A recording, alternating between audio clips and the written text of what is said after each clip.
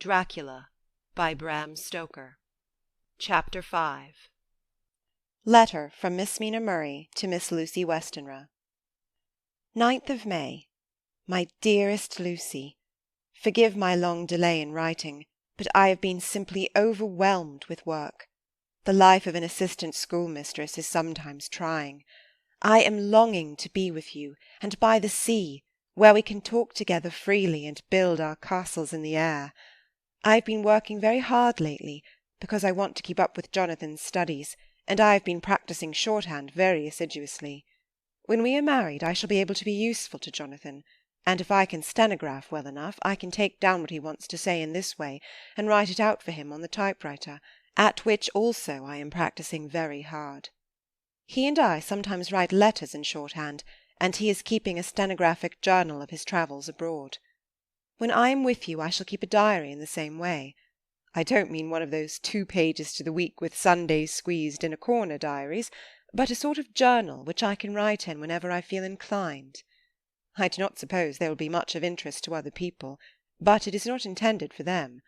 I may show it to Jonathan some day if there is anything in it worth sharing, but it really is an exercise book. I shall try to do what I see lady journalists doing, interviewing and writing descriptions and trying to remember conversations. I am told that, with a little practice, one can remember all that goes on or that one hears said during a day. However, we shall see. I will tell you of my little plans when we meet. I have just had a few hurried lines from Jonathan from Transylvania. He is well, and will be returning in about a week. I am longing to hear all of his news. It must be nice to see strange countries. I wonder if I mean Jonathan and I, shall ever see them together. There is the 10 o'clock bell ringing. Good-bye. Your loving Mina. Tell me all the news when you write. You have not told me anything for a long time. I hear rumours, and especially of a tall, handsome, curly-haired man. Letter. Lucy Westenra to Mina Murray. 17 Chatham Street, Wednesday. My dearest Mina, I must say you tax me very unfairly with being a bad correspondent. I wrote you twice since we parted, and your last letter was only your second. Besides, I have nothing to tell you. There is really nothing to interest you. Town is very pleasant just now, and we go a great deal to picture galleries and for walks and rides in the park. As to the tall, curly-haired man, I suppose it was the one who was with me at the last pop. Someone has evidently been telling tales. That was Mr. Holmwood. He often comes to see us, and he and mamma get on very well together. They have so many things to talk about in common.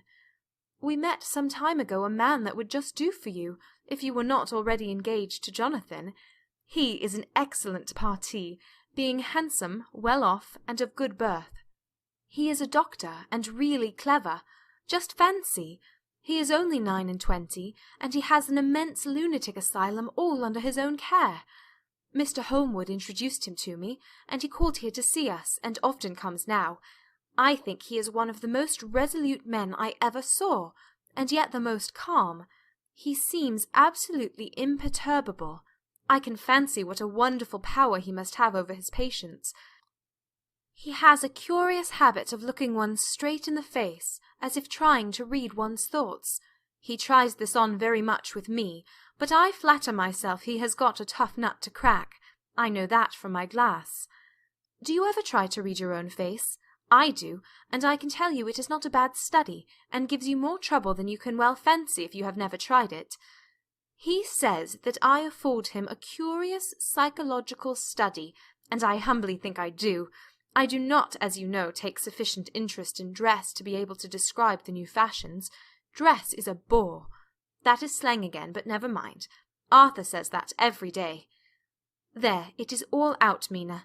We have told all our secrets to each other since we were children. We have slept together, and eaten together, and laughed and cried together, and now, though I have spoken, I would like to speak more. Oh, Mina, couldn't you guess? I love him. I am blushing as I write, for although I think he loves me, he has not told me so in words. But oh, Mina, I love him. I love him. There, that does me good.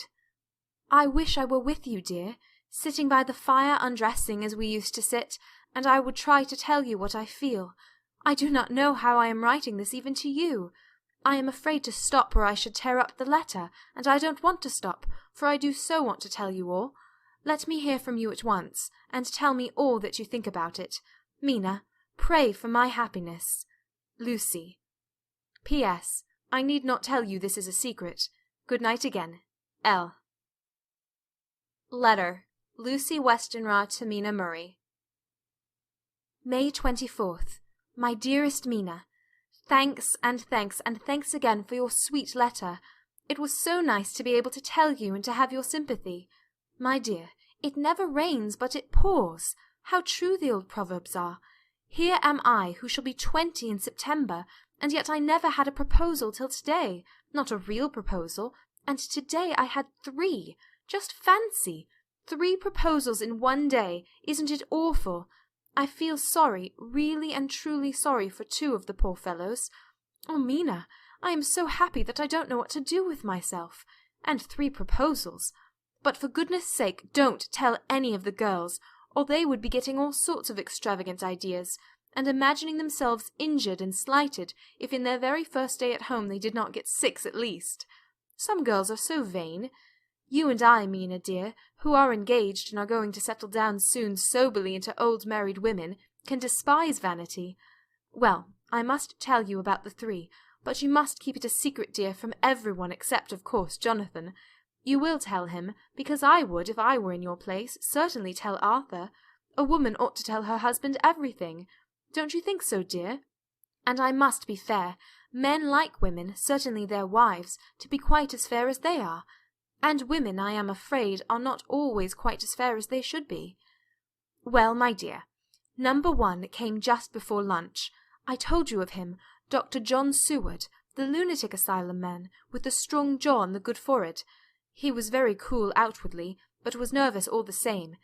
He had evidently been schooling himself as to all sorts of little things, and remembered them, but he almost managed to sit down on his silk hat, which men don't generally do when they are cool.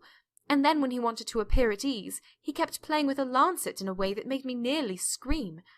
He spoke to me, Mina, very straightforwardly. He told me how dear I was to him, though he had known me so little, and what his life would be with me to help and cheer him. He was going to tell me how unhappy he would be if I did not care for him, but when he saw me cry he said he was a brute, and would not add to my present trouble. Then he broke off, and asked if I could love him in time, and when I shook my head his hands trembled, and then with some hesitation he asked me if I cared already for anyone else. He put it very nicely, saying that he did not want to wring my confidence from me, but only to know, because if a woman's heart was free a man might have hope. And then, Mina, I felt a sort of duty to tell him that there was someone. I only told him that much, and then he stood up, and he looked very strong and very grave as he took both my hands in his, and said he hoped I would be happy, and that if I ever wanted a friend I must count him one of my best. Oh, Mina, dear, I can't help crying, and you must excuse this letter being all blotted. Being proposed to is all very nice and all that sort of thing, but it isn't at all a happy thing when you have to see a poor fellow, whom you know loves you honestly, going away and looking all broken-hearted, and to know that, no matter what he may say at the moment, you are passing out of his life. My dear, I must stop here at present. I feel so miserable, though I am so happy. Evening. Arthur has just gone, and I feel in better spirits than when I left off, so I can go on telling you about the day. Well, my dear, number 2 came after lunch. He is such a nice fellow, an American from Texas, and he looks so young and so fresh that it seems almost impossible that he has been to so many places and has such adventures. I sympathize with poor Desdemona when she had such a stream poured in her ear, even by a black man. I suppose that we women are such cowards that we think a man will save us from fears, and we marry him. I know now what I would do if I were a man and wanted to make a girl love me. No, I don't, for there was Mr. Morris telling us his stories, and Arthur never told any, and yet— My dear, I am somewhat previous. Mr. Quincy P. Morris found me alone. It seems that a man always does find a girl alone. No, he doesn't, for Arthur tried twice to make a chance, and I helping him all I could, I am not ashamed to say it now. I must tell you beforehand that Mr. Morris doesn't always speak slang. That is to say, he never does so to strangers or before them, for he is really well educated and has exquisite manners. But he found out that it amused me to hear him talk American slang, and whenever I was present and there was no one to be shocked, he said such funny things. I am afraid, my dear, he has to invent it all, for it fits exactly into whatever else he has to say. But this is a way slang has. I do not know myself if I shall ever speak slang. I do not know if Arthur likes it, as I have never heard him use any as yet. Well, Mr. Morris sat down beside me, and looked as happy and jolly as he could, but I could see all the same that he was very nervous. He took my hand in his, and said ever so sweetly, "Miss Lucy, I know I ain't good enough to regulate the fixin's of your little shoes, but I guess if you wait till you find a man that is, you will go join them 7 young women with the lamps when you quit. Won't you just hitch up alongside of me, and let us go down the long road together, driving in double harness?" Well, he did look so good-humoured and so jolly that it didn't seem half so hard to refuse him as it did poor Dr. Seward. So I said, as lightly as I could, that I did not know anything of hitching, and that I wasn't broken to harness at all yet. Then he said that he had spoken in a light manner, and he hoped that if he had made a mistake in doing so on so grave, so momentous an occasion for him, I would forgive him. He really did look serious when he was saying it, and I couldn't help feeling a sort of exultation that he was number 2 in one day. And then, my dear, before I could say a word, he began pouring out a perfect torrent of love-making, laying his very heart and soul at my feet. He looked so earnest over it that I shall never again think that a man must be playful always, and never earnest because he is merry at times. I suppose he saw something in my face which checked him, for he suddenly stopped, and said with a sort of manly fervour that I could have loved him for if I had been free, "Lucy, you are an honest-hearted girl, I know. I should not be here speaking to you as I am now if I did not believe you clean grit, right through to the very depths of your soul. Tell me, like one good fellow to another, is there anyone else that you care for? And if there is, I'll never trouble you a hair's breadth again, but will be, if you will let me, a very faithful friend."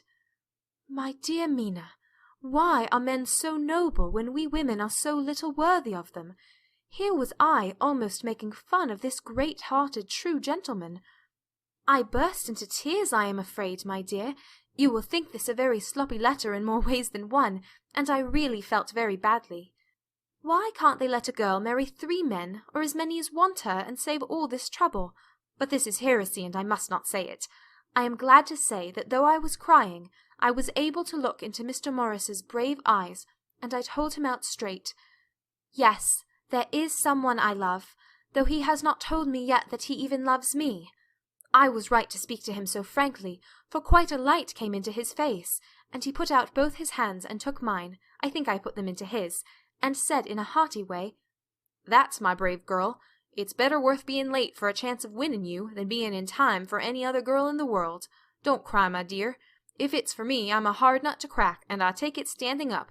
If that other fellow doesn't know his happiness, well, he'd better look for it soon, or he'll have to deal with me. Little girl, your honesty and pluck have made me a friend, and that's rarer than a lover. It's more selfish anyhow. My dear, I'm going to have a pretty lonely walk between this and Kingdom Come. Won't you give me one kiss? It'll be something to keep off the darkness now and then. You can, you know, if you like, for that other good fellow, or you could not love him, hasn't spoken yet." That quite won me, Mina, for it was brave and sweet of him, and noble too, to a rival, wasn't it? And he so sad, so I leant over and kissed him. He stood up with my 2 hands in his, and as he looked down into my face, I am afraid I was blushing very much, he said, "Little girl, I hold your hand, and you've kissed me, and if these things don't make us friends, nothing ever will. Thank you for your sweet honesty to me, and good-bye." He wrung my hand, and taking up his hat, went straight out of the room without looking back, without a tear or a quiver or a pause, and I am crying like a baby. Oh, why must a man like that be made unhappy, when there are lots of girls about who would worship the very ground he trod on? I know I would if I were free, only I don't want to be free. My dear, this quite upset me, and I feel I cannot write of happiness just at once, after telling you of it, and I don't wish to tell of the number 3 until it can be all happy. Ever your loving Lucy. P.S. Oh, about number 3. I needn't tell you of number 3, need I? Besides, it was all so confused. It seemed only a moment from his coming into the room till both his arms were round me and he was kissing me. I am very, very happy, and I don't know what I have done to deserve it. I must only try in the future to show that I am not ungrateful to God for all his goodness to me in sending to me such a lover, such a husband, and such a friend. Good-bye. Dr. Seward's Diary, kept in phonograph. 25 May. Ebb tide in appetite today. Cannot eat, cannot rest, so diary instead. Since my rebuff of yesterday, I have a sort of empty feeling. Nothing in the world seems of sufficient importance to be worth the doing. As I knew that the only cure for this sort of thing was work, I went amongst the patients. I picked out one who has afforded me a study of much interest. He is so quaint that I am determined to understand him as well as I can. Today I seem to get nearer than ever before to the heart of his mystery. I questioned him more fully than I had ever done, with a view to making myself master of the facts of his hallucination. In my manner of doing it there was, I now see, something of cruelty. I seemed to wish to keep him to the point of his madness, a thing which I avoid with the patients, as I would the mouth of hell. Memorandum: under what circumstances would I not avoid the pit of hell? Omnia Romae finalia sunt. Hell has its price. If there be anything behind this instinct, it will be valuable to trace it afterwards accurately, so I had better commence to do so, therefore. R. M. Renfield, age 59, sanguine temperament, great physical strength, morbidly excitable, periods of gloom, ending in some fixed idea which I cannot make out. I presume that the sanguine temperament itself and the disturbing influence end in a mentally accomplished finish. A possibly dangerous man, probably dangerous if unselfish. In selfish men, caution is as secure an armor for their foes as for themselves. What I think on this point is, when self is the fixed point, the centripetal force is balanced with the centrifugal.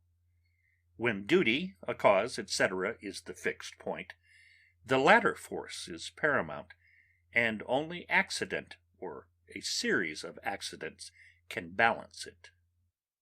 Letter: Quincy P. Morris to Honorable Arthur Holmwood, 25th of May. My dear Art, we've told yarns by the campfire in the prairies, and dressed one another's wounds after trying a landing at the Marquesas, and drunk healths at the shores of Titicaca. There are more yarns to be told, and other wounds to be healed, and another health to be drunk. Won't you let this be at my campfire tomorrow night? I have no hesitation in asking you, as I know a certain lady is engaged to a certain dinner party, and that you are free. There will only be one other. Our old pal at the Korea, Jack Seward. He's coming too, and we both want to mingle our weeps over the wine cup, and to drink a health with all our hearts to the happiest man in all the wide world, who has won the noblest heart that God has made, and best worth winning. We promise you a hearty welcome and a loving greeting, and a health as true as your own right hand. We shall both swear to leave you at home if you drink too deep into a certain pair of eyes. Come. Yours, as ever and always, Quincy P. Morris. Telegram from Arthur Holmwood to Quincy P. Morris, 26 May. Count me in every time. I bear messages which will make both your ears tingle. Art.